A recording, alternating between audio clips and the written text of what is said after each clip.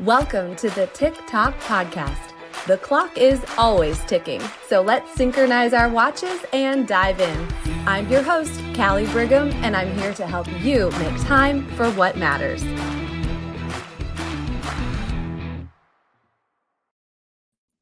Hey friends, you know that you are officially a podcaster when things happen to you in life, happen for you. That's what I say.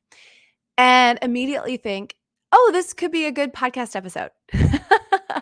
And yeah, that's what's going to happen on today's episode was an experience that I had just a few weeks ago. And I thought, you know what? This is content. This is content for the podcast because I am in many ways, I'm my own avatar, so to speak. I am who I'm speaking to. And I know that if I am feeling a certain way, that chances are there might be somebody else out there that feels the same way. Of course, a lot of my other topics for my episodes come from conversations with some of you, with my clients, etc. But today, this one is all me. Are you ready? Well, not all me. That's not true because I decided that I was going to try this out first in my stories. I do that often. I'm like, let's see how this goes over. And when I get a lot of feedback, I'm thinking, yeah, that's it. And then I ran this by my husband, Josh, and he actually is giving us our bonus kind of point for the day. I think there's 5 points or truths or ideas for today. And he gave me point number 6. It's the bonus one. So you'll have to stick around to the end to hear what that is. And I have a little mini-ish announcement as well. So let's go. Okay. So have you ever seen the title of something like When Good Pets Go Bad? Or When Good Girls Go Bad, or whatever the case may be? Well, today we're going to talk about when a good routine goes bad. So not even that good is the enemy of great, although that is true, but when is a good routine actually detrimental? When is it bad for you?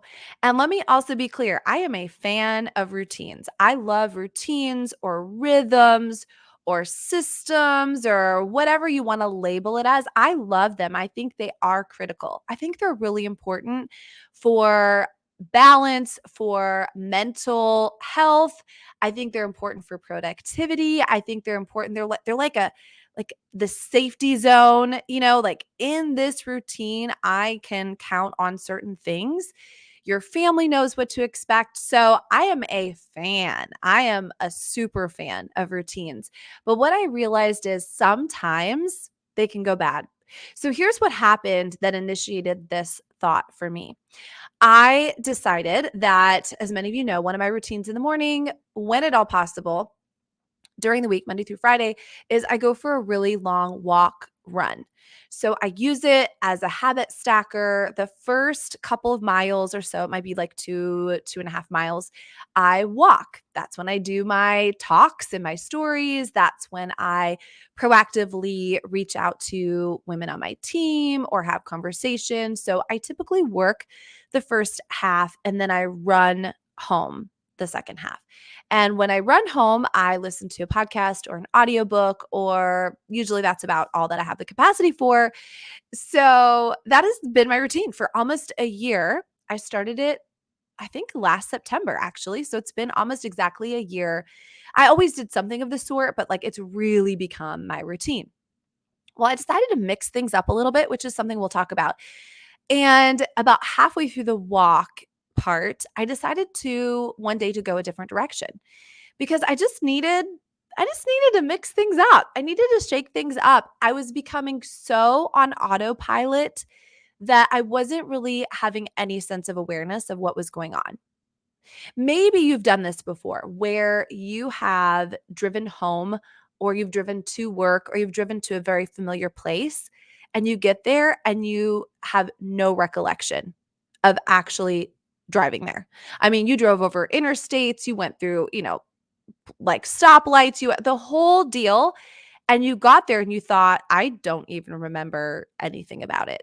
All right. That's kind of what had started to happen on my walk. I mean, I was so routined in it that hour and 15, I don't know how long it is, hour and 15 minutes, hour and a half, I would get home and it felt like 5 seconds, which is a good, well, I take that back. Not always during the actual run, because that is always hard for me. And it's kind of one of those things where I'm like, I'm going to get a hard thing done in the morning because I'm going to prove to myself I can do hard things. I live in Florida and it's about 150 degrees outside, the surface of the sun, and about 150% humidity. So, anyways, all that being said, I was realizing I was becoming numb to my surroundings, right? So I decided that I was going to, instead of going the same exact way, I was going to take a little detour and go a different way. And that forced me to see how long that part of the walk was, look at different houses, really kind of wake up, I guess, right? Well, setting the stage, I'm like a preacher with my intro to the message. Here we go. Well, what happened? What had happened was I guessed that my phone did not charge overnight. I didn't really pay attention because the kids were getting up and ready for school. And I just went ahead and popped um, my earbuds in and headed out the door. And about 2 minutes into my walk, I looked down at my phone and I was already less than 20%.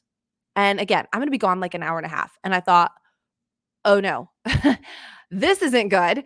Like, what am I supposed to do? I don't want to turn around and go home. I don't have time to try. Like, what is happening? And I just decided this was my disruptor. I was going to disrupt my routine for the day. Now, I left a few messages. I actually turned my phone on airplane mode to save my battery. I left as many proactive messages as I could that took just a little bit of time. And I knew I was not going to be recording on my phone a video story. I was probably not going to be listening to a podcast or an audiobook or anything. And I used that hour and a half and I brainstormed and I prayed and I thought and I existed. And the sound of my breathing running wasn't even that bad in my ear. And I thought, that actually became a sacred hour and a half. And I thought to myself, I've become so routined that I have missed some things. I have missed that almost holy experience that I had. And boy, did I have some ahas in that. And I just let my brain and my heart and my soul and my spirit just be instead of being on. I was able to receive, I was able to be creative. And I thought, I think my normal routine might need a little shake up. And I believe that once a week now, I don't know, I might even leave my phone at home because that would be crazy, right? That I'm going to unplug from all of that and I'm going to give myself the gift of a different rhythm. So here we go. What are some things that can happen that can make a good routine go bad? You ready? For each one, I'm going to give you the problem and then I'm going to give you a very simple solution with an action step at the end here today. So, the first thing that can happen is that it becomes so rigid that you are inflexible. So, the fancy way of saying that is when rigidity breeds inflexibility. So, a routine that is too rigid, too structured can not only lead to that inflexibility we're talking about, but the inability to adapt to changing circumstances. This is a problem. Houston, we have a problem because an unexpected event could disrupt your schedule so much that you are literally thrown off for the rest of the day or the week or even the month, God forbid.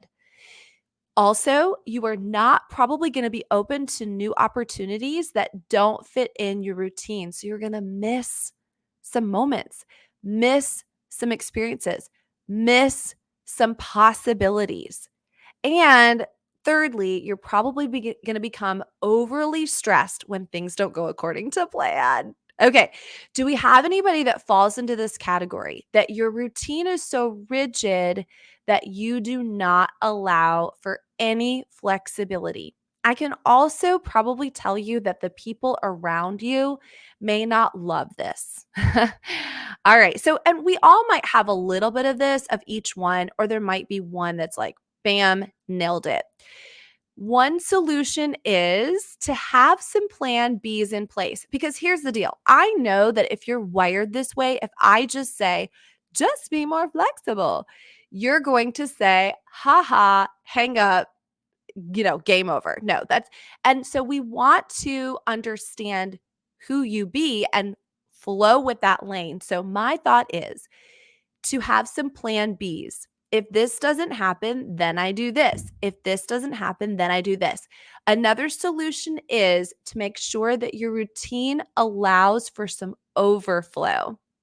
So, this might mean that your routine is very, very structured for the first hour of your day, but then it's not structured again until lunchtime. And then it's not structured again until the evening, so that there is a little bit of flow in there. So, that's the first symptom of a good routine going bad, is when it's so rigid and structured that there's not that allowance for some other opportunities that might come into play.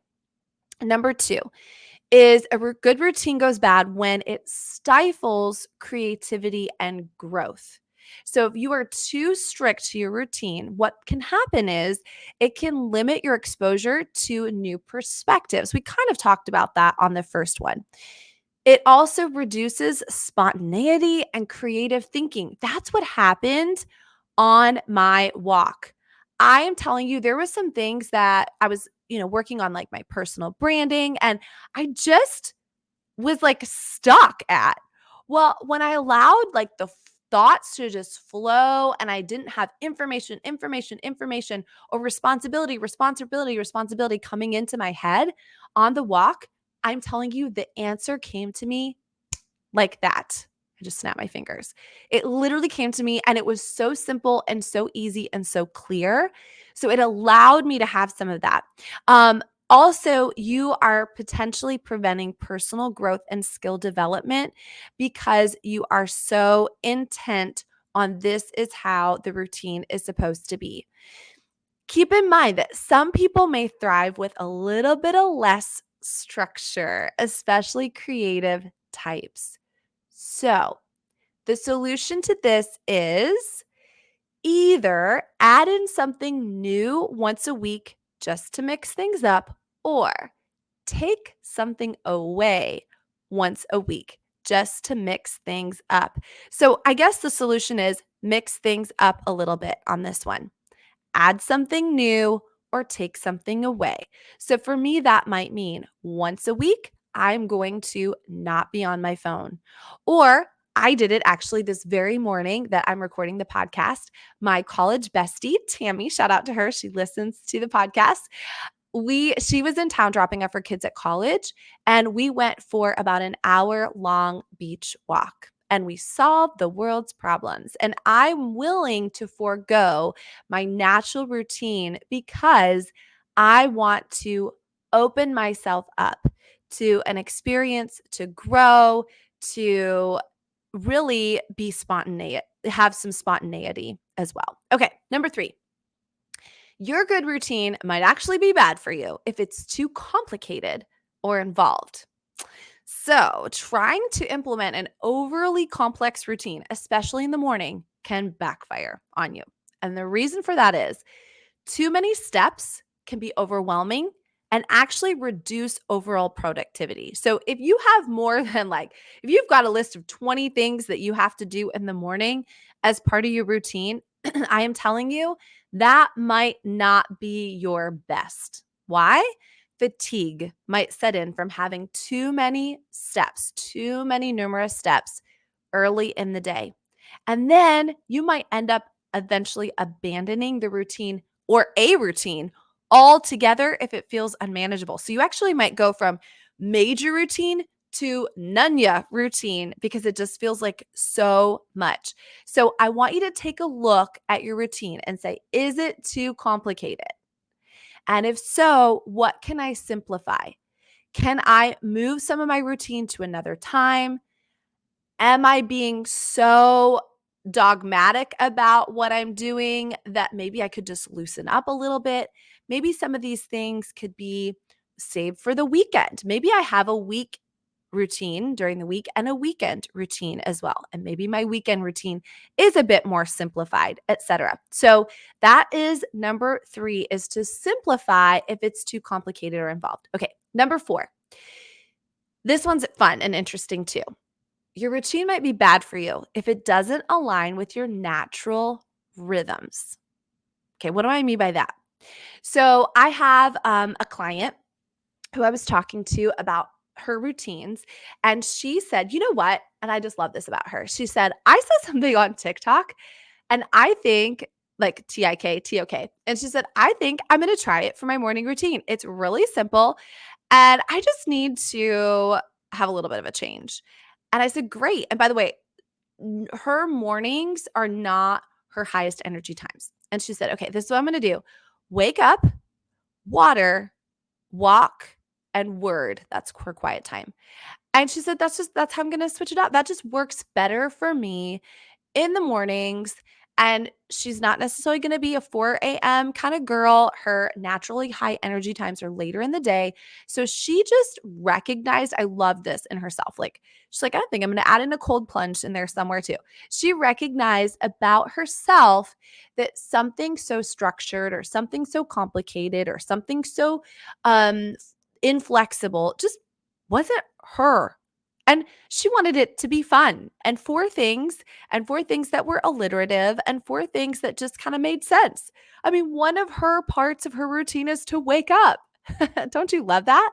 Wake up, drink some water, go for a walk, and have quiet time. That sounds like a pretty great routine right there.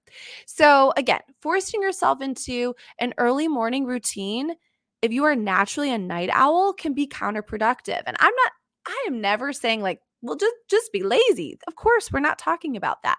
But we are saying about understanding what your times are best so that you customize and curate a routine that's best for you. And again, some people might benefit of having a stronger evening routine rather than a morning one. You know, I remember when my kids were babies, we didn't have a morning routine. I didn't have anywhere to be. I could work from home, and my husband worked from home at the time as well. But we had a morning rhythm. Now we had a night routine. It was, bath and story and, whatever it was back then. But we had a morning rhythm and a night routine. Does that make sense?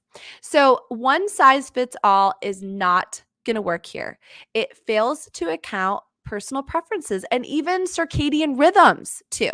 So, the solution for this one is to ask yourself, how do you feel about your routine? Does it feel like you? And if you were to hear that this was the routine from somebody else, would you want it? And if the answer is no, no, I would never want that routine, then that is not the one for you. Okay. If you look at somebody else's routine and go, oh, I would love that, then guess what? That is the one for you. Okay. Next, what number are we on? Let me see. We're at 1, 2, 3, 4, 5. Okay. That was right. Number 5. A good routine is bad for you when it becomes an end in itself. All right. There's some girls on here, some guys on here listening that say that can be a problem for me because I either spend more time planning and tweaking the routine than actually doing it, or being productive with it, or my routine is a source of stress for me rather than a tool of organization. Because maybe the next one is I judge my self-worth based on how well I stick to the routine. If you're starting your day beating yourself up every single day because you are trying to check things off a list and you're just not matching up, then let me tell you, that is not a good routine for you. If your routine is just going through the motions, checking things off a list, but it's not really leading to anything that is growing you, making you better, getting you where you want to be, then that routine is not worthy of your time or energy. The key really is to balance and find that balance between structure and flexibility. You want your routine to support your goals and well-being without becoming a rigid constraint. So, we're going to look at these routines, right, to see, are they actually serving you? The solution for this one is try being more results-based this week instead of efforts-based to cross-check your routine. So an effort says, I'm just going to check things off. A result says, yeah, but what was the payoff? What was the payoff? Am I just doing it because somebody told me to? Or is the payoff that I am feeling more accomplished? I am having a little bit of controlling the controllables. I am finding my joy in the morning. I am having an open door for my kids in the afternoon because I had my routine. Okay, whatever the answer is, we want to make sure that we're not just doing the routine just to have a routine. Okay, so the last one, this is what my husband said, and I was like, I love this. I'm adding this in. This is total brilliance. Thank you, Josh Brigham. Because I said, babe, without giving you any of my other points, when is a good routine a bad thing? And this is what he said. He said, probably when you have a routine for a goal you have moved past. Literal mic drop. When you have a routine for a goal you have moved past, are you still doing the routine for the woman, the girl that you used to be with what she wanted? You know, bigger and better and greater things and nailing it and living up to your own expectations and rocking it out might mean it's time to shift things and move things around. So it's not necessarily that your routine is bad, but it might be for the goal that you have already achieved or you no longer want or has served you in the past, but it's time for something new. Wasn't that brilliant? That was my favorite one. Make sure that you're not having a routine for a goal you have moved past or for the person that you were. So, my challenge to all of you is to switch something up this week, just one thing, and see how you like it. Do you need to have some plan Bs in there? Do you need to simplify something? Do you need to say, do I like this routine? Is it working for me? Do you need to say, let me make sure that I'm actually getting results and not just putting in effort? So at the end of the day, adding something in or taking something out just to mix things up is really where I want you to be. Okay, little mini announcement. In a couple of weeks, I just want you to be looking for this. I am adding in some individual mentoring is really how I'm looking at it. And who this is going to be for is this is going to be for the ambitious, visionary, but busy momtrepreneur who wants to be at the top of her game without the burnout and the guilt.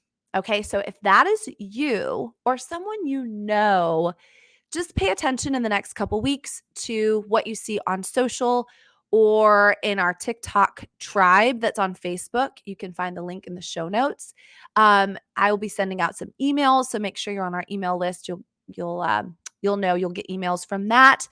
So I'm really excited about some one-on-one mentorship opportunities for that particular kind of woman. So if you are ambitious, if you are visionary, you're also busy, and you're a momtrepreneur out there, and you would really love to know how to be at the top of your game without burnout or guilt, this is going to be for you. So stay tuned. That is coming. And in the meantime, let's make sure that we love our routines and that they are good for us. Thanks for tuning in. God bless you. Thank you for joining me on the TikTok podcast. Please subscribe, rate, and leave a 5-star review. Your feedback fuels our mission to help you master your time. Set your alarm for our next episode, and until then, make every moment count.